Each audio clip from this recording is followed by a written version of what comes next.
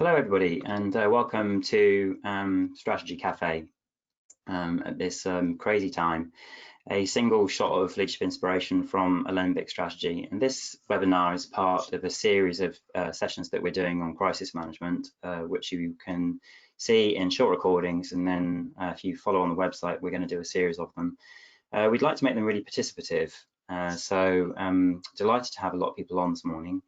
You'll see that there's a questions area, and today I'm doing the session together with some of my colleagues. So Rosanna is here. Hello. And David.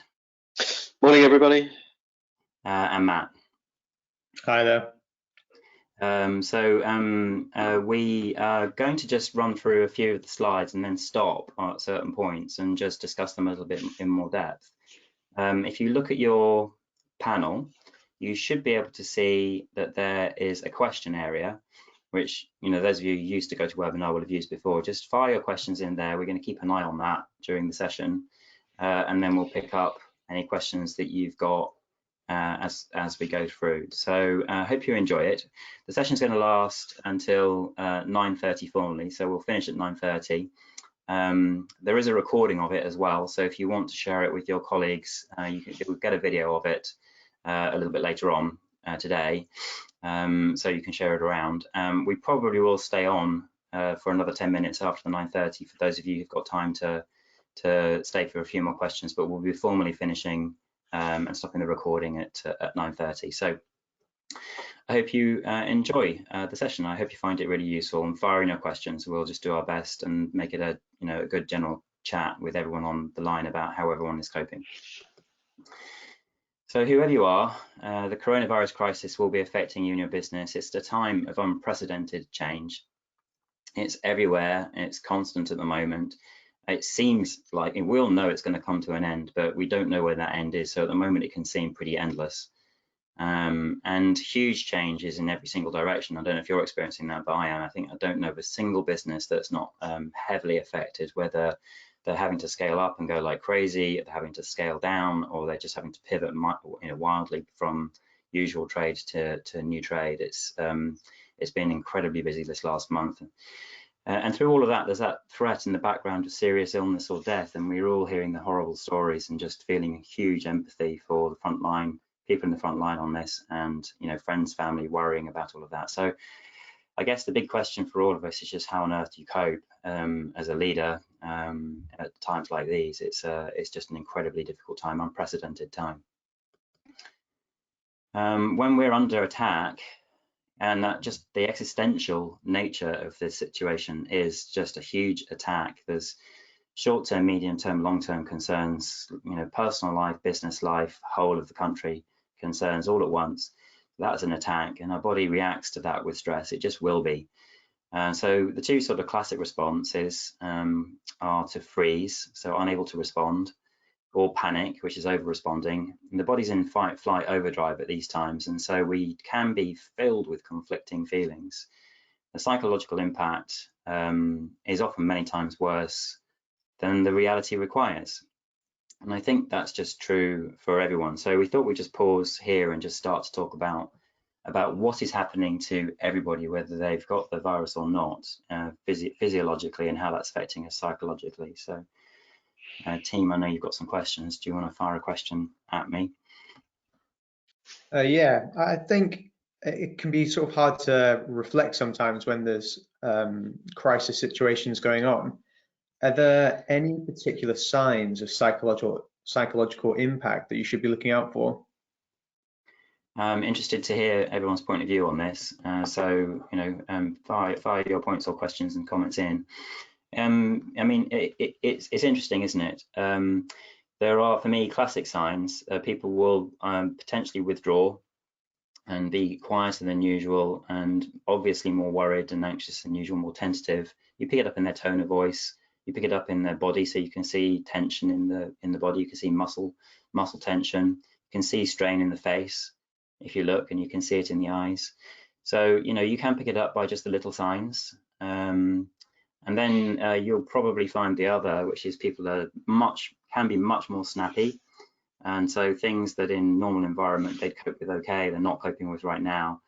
And so, you know, in your mind, in my mind, I know I'm cutting a lot of slack in all of the businesses because there's a lot on, and people generally, I think, are really rising to the challenge, but not everybody is. And definitely, even if they are rising to the challenge, you can tell that there's underlying stress. So those would be my initial responses. What about you guys? What are you seeing? Yeah, I'm noticing probably more in myself. We were just talking about this, how I'm just not standing up as much during the day, and actually, when I then come to do some stretching, I'm noticing it more tightness in my shoulders, and so I'm just trying to think about where I'm holding tension in my body and trying to do some daily stretching just to sort of work that out. So I'm just feeling sort of really like specific sort of areas of tightness, and probably because I'm just not standing up during the day as much and sort of sat here not standing up. Yeah, I'm finding similar. As I'm just putting in hours which I may not do in the office. The travel time's been reduced, obviously, with people sitting at home, and I'm just doing extended hours. And I know it's not healthy, but I feel it feels like the right thing to do at the time when it's probably not. And I think that's manifesting itself in tiredness for me. Yeah, I'm hearing a lot of tiredness in the people I'm working with, concentration difficulty and tiredness. I think that's true. I think one of the things I'd observe is a lot of overreaction. I think the panic. So you may not think it's panic, but it is panic.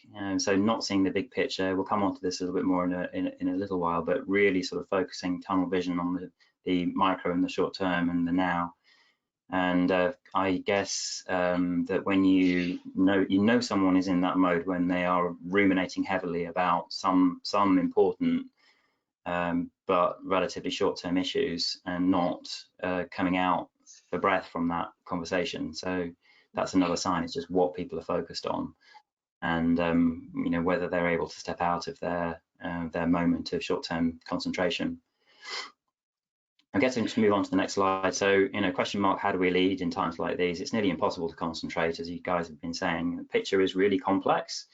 There's a huge amount of uncertainty. I don't think anyone has lots of experience of dealing with a situation which is exactly like this. So we can mistake fast action for correct action when in fact that can be a sign of panic. And if you don't know what to do, I think the key thing is to slow up a little bit so that you avoid critical mistakes.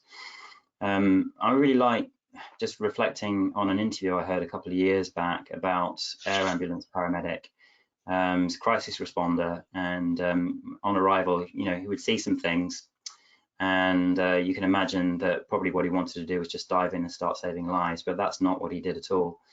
On arrival, he would just stop, pause, and concentrate on his breath for 20 seconds just to calm his heart down, and then take in the whole scene before building a plan. So I think that's really important guidance. So if the first responders, air ambulance people do that, then perhaps we should take a note out of their books and be thinking about doing the same. So I think it's really important to take those breaks and to make sure that everyone is doing the exercise. For me, that just clears out a lot of the stress hormones, and we can talk about it a little bit in a second, but I just find that after a mile of a run, for example, I start to think a bit more freely, and the tension has gone from my body, it's loosened me up, and my mind is more easily able to wander onto some of the bigger picture issues and some of the wider problems. And I find it really helpful just for making me feel more decisive. So I think, you know, at times like these, as a leader, the exercise, whatever you do, is vital. I was just going to pause on this one. Davo, you were saying to me that you're guilty of not taking the breaks and wanted to know what you could do to improve it. Has anyone got any thoughts on that? I think it's a real challenge because our structure of our working days somewhat shifted, and as Davo, you were saying that, you know, when do we start work because we've not got a commute.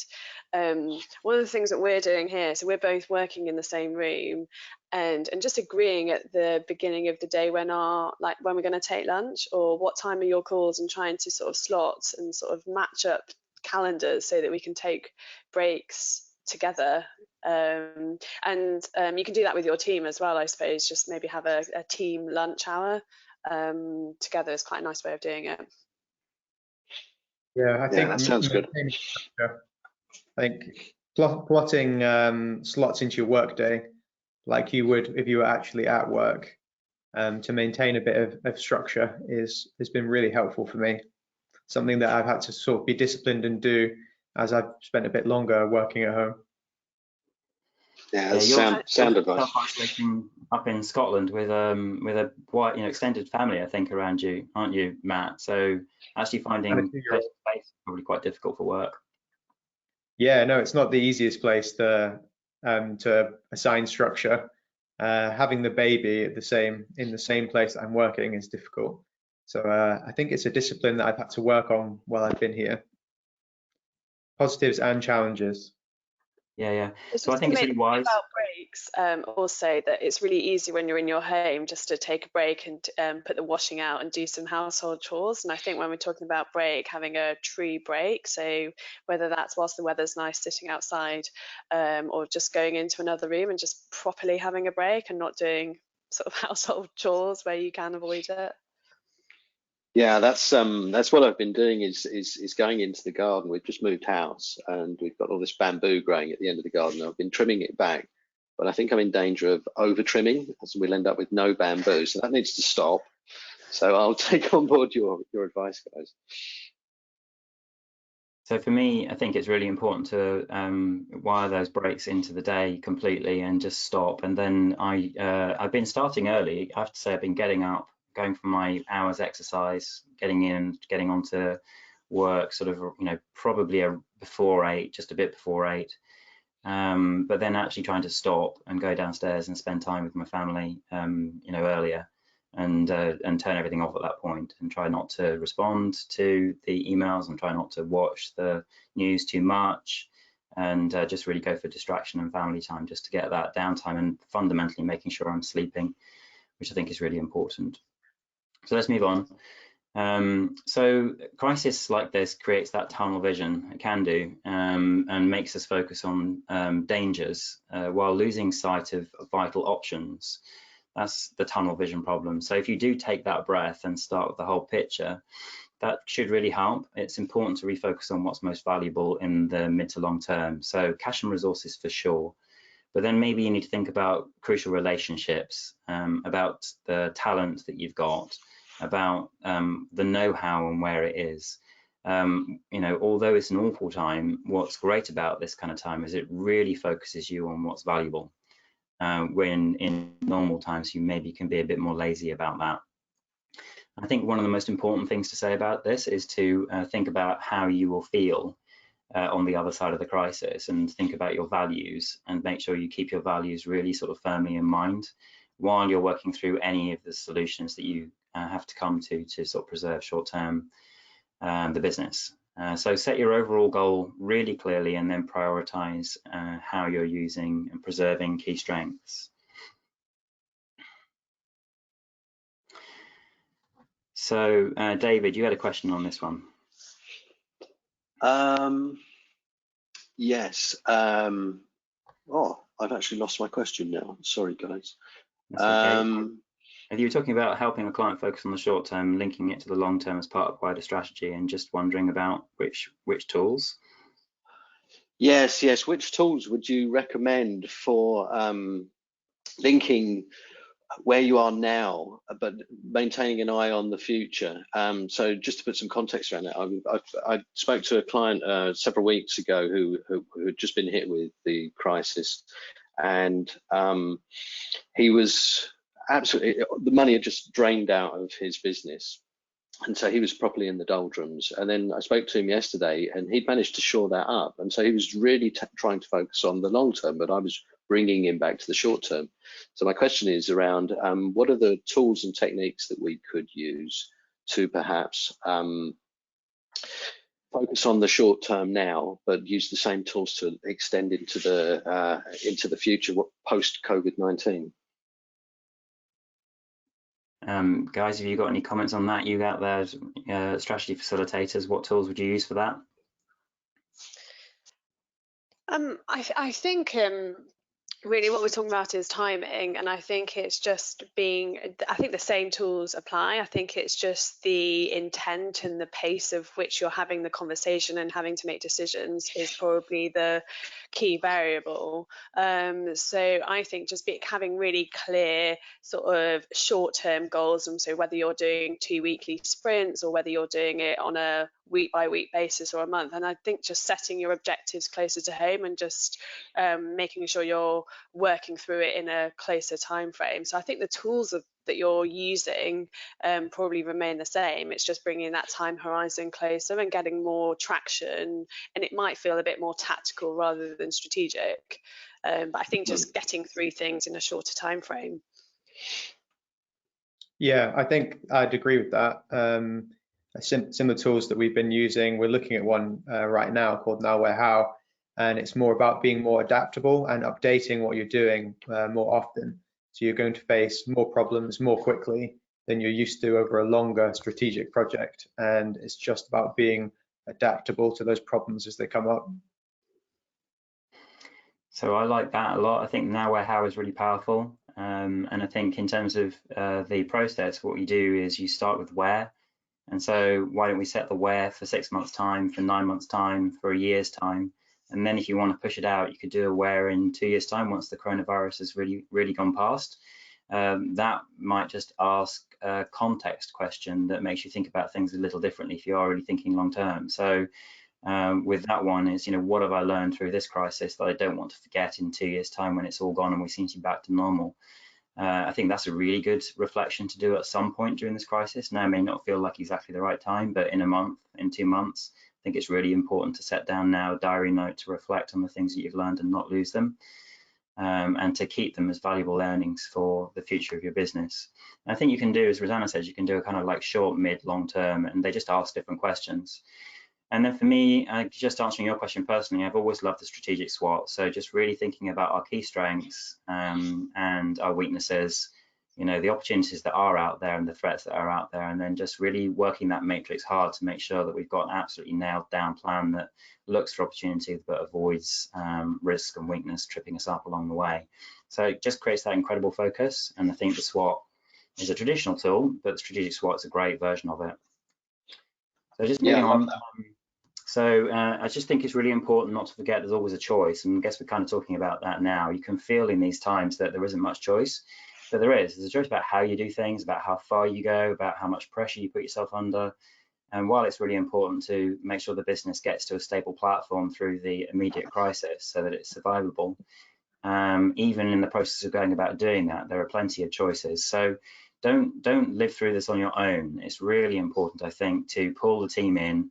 Times like this where you have high levels of unpredictability and low levels of expertise on how to respond, you really need the best people in your team around you, including advisors, and go agile, go flexible, and take little steps, but just get all the ideas down and then pick the ones that everyone is behind and go for those. Rosanna, you had a question for the audience on this one. Well, yeah, and I think a point to make here is that I think there's no lack of people wanting to contribute and to help, and that's evident both in the business and clients that we're seeing, but also just in society. I think everybody's wanting to help in whatever way they can. I guess the flip side to that is thinking about what help you need. And I think the challenge is whether people are willing to accept that they need help and want help, and how do I go about accepting that or asking for help. So I guess just a shout out to people, if you were going to have help on one thing, what would that be? Just pop them in the chat area. Just sort of interested to see what people would reach out for help on.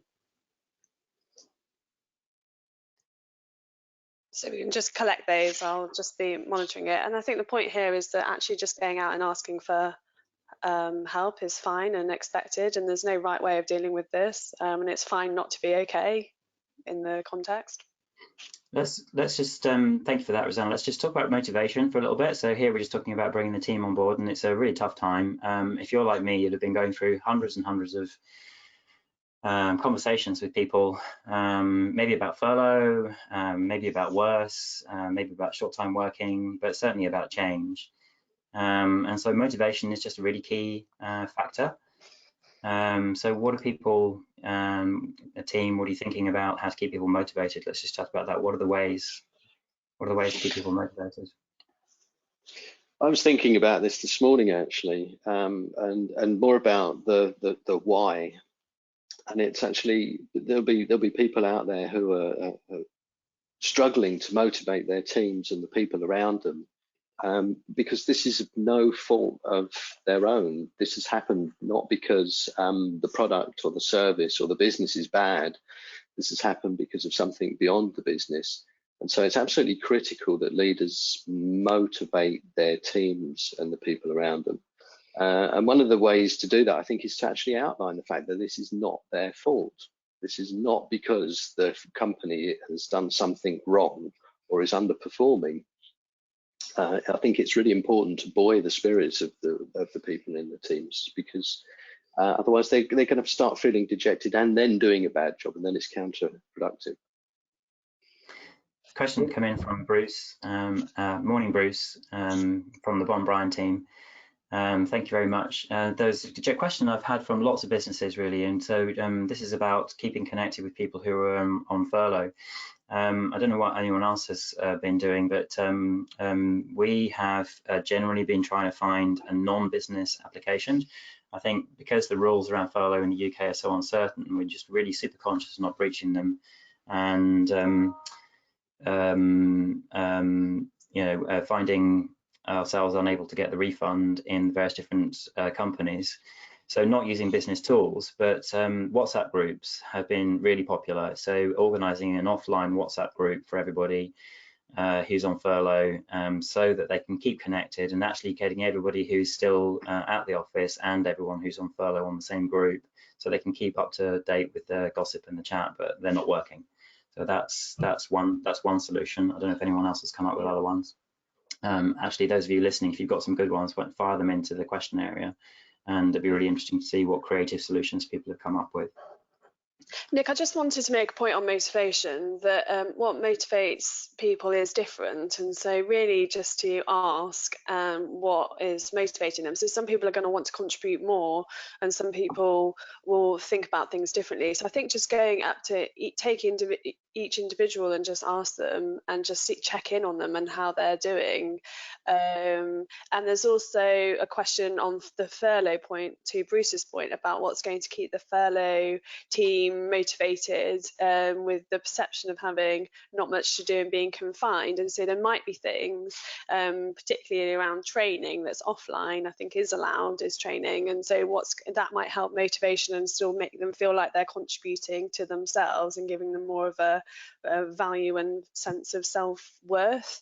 So I think on the motivation point, we just got to go and ask everybody individually, and just make sure you're having that contact time. Yeah,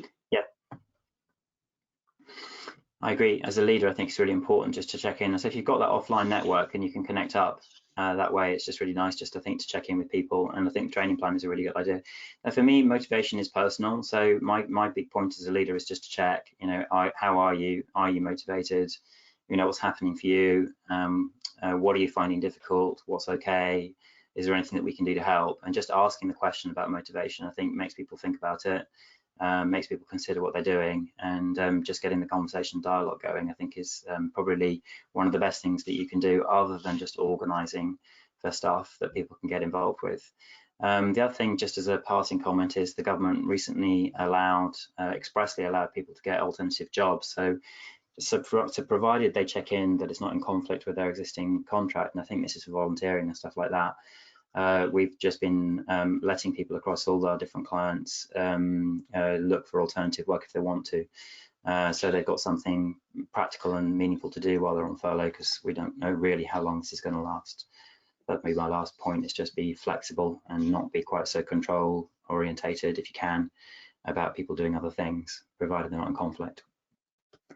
Okay, so just last couple of slides then. So it's really important to focus on the short term in times like this. I think everyone's horizons come in really, really short. and you have to look for opportunity, build opportunity, keep close to your key resources, your people and your clients. You have to follow your nose a little bit. It's a much more kind of a time of cunning, I think, in the marketplace, just looking for what you can get and what you can do. I think the most important thing to bear in mind is being there for everybody in your network, and staying very closely in touch with everybody, and offering help where you can, but certainly offering support where you can. I think the feeling that we're all in it together is a really important one, but it is short term. So you've got to focus on cash preservation and extending your ability to survive. And you need to get advice if you're thinking about cutting costs. There's lots and lots of options about that. There's plenty of ways that you can redeploy. And it isn't easy to do either the HR part of it or the legal part of it. So there's plenty of experience around on getting that right, and getting it wrong can be very costly, as I'm sure all of you know. So focus on the short-term plan and make sure you get that right. Team, did you have a question on this one? Yeah, I mean, my question is, it's a bit like a seesaw sometimes, the short term and the long term. And so what can we do to, if it feels like the short term conflicts with the longer term strategy that we've been working on already? Yeah, there's various different ways to approach it, aren't there? So I like the tool that we use here, which is must, should, could, which allows you just to categorize your issues in those three sort of columns. So there's the absolutely necessary, there's the possible, and there's the maybe. And I think if you bear in mind impact on the short term, impact on the long term as two questions, it'll help you rank. But when you then come back into your must, could, should, must, should, could, it will really help you focus around where the short term takes priority. That'll just help. So it's just a slight extension of the decision matrix. So we might have impact on my short term needs, impact on my long term goals as two questions, and you have to clarify both of those in your mind before you start. But then do that further ranking, because some stuff just must be done right now. If it is truly in conflict, so you've got a real challenge where something short term is now starting to potentially damage your long term, I think you've got to pause, probably take some time just to think about that, maybe pull a team in to have more conversations about it and see if there is a way that you can avoid that. So this is the concept really of cutting too much, where you're really starting to cut into value. And yes, you definitely want to avoid that. So it's at that point pausing. And I think just going back to the earlier comments about knowing when you're panicking or knowing when you're underreacting, I think people know when they're prevaricating or dithering. So I think a pause for consideration is not dither. It's you're going to make a choice and you know you have to. You're just making sure you make the correct one, and getting a few additional views or waiting for a bit for something to become clearer, might be possible. So if you can, then just take some time over those really difficult tensions. I was just going to make a point. We're making reference to quite a lot of tools here, and so if any of you have a question on any of the tools that we're referencing, just you can get in touch, and I'll be happy to share the resources that we're referencing if you want to find out more. Actually, that's a great idea, David. Do you want to, Rosanna and David, if we're doing an email follow-up, perhaps we could just put links in. Yeah, absolutely. Okay, so just a final slide here on things that can go wrong. So not looking after yourself. I think this is a really important point. Some of you will have listened to me interviewing Rebecca Hilsenrath, who's CEO of the Equalities and Human Rights Commission, and her point was look after yourself first as a leader, so sort of be selfish. But she made the point, don't become part of the problem. And so the whole first part about making sure that your own emotions are known and you can know your own state and observe whether you're getting into panic or whether you're getting overwhelmed, and know what you can do to get yourself out of that state and into more neutral. I think it's really important, because you need to stand up and be the leader that your people need right now. So self-care is fundamental. Avoiding decisiveness, it's really important to make decisions and to be confident about that, but you do need to just check your facts before you get going. Not having a disaster or scenario plan, so you don't know where you are. It's an agile and flexible environment. Things are changing. You're bound to make mistakes. That's not a problem, but you just need to be careful and take little steps. We chatted a bit about prioritization there, so make sure that you have a really, really clear prioritization plan. It can be really difficult to get those conversations right with people. They can go wrong. So practicing your crucial conversations. This is a time where you're going to need that tool. And just generally your communications to the firm and to the wider market, you need to be careful about those and get the tone right. So spending time with the team and making sure everybody's on board with what you're saying, being honest, not overdoing it, being consistent. Communications is a really important part just as we get through this kind of crisis. So that's it for this morning. I hope you found that useful. Summary: health first, pause and breathe, set your overall goals, be open and work with the team and others for solutions. Take those vital steps quickly, balancing up the long and the short term. Look for the upside. There will be upside, so look for it and pivot towards it. And make sure you take advice for anything technical or tricky, because if you make a mistake, then it can be costly. So it's a good time to go and get technical advice at the moment. I hope you found that really useful.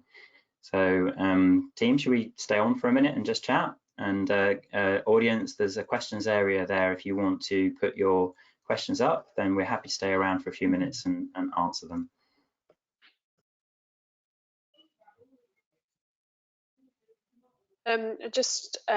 Whilst people are logging off, or if they're staying on, one of the things I'm wanting to do is sort of collect some tips for what people are doing to sort of help people cope.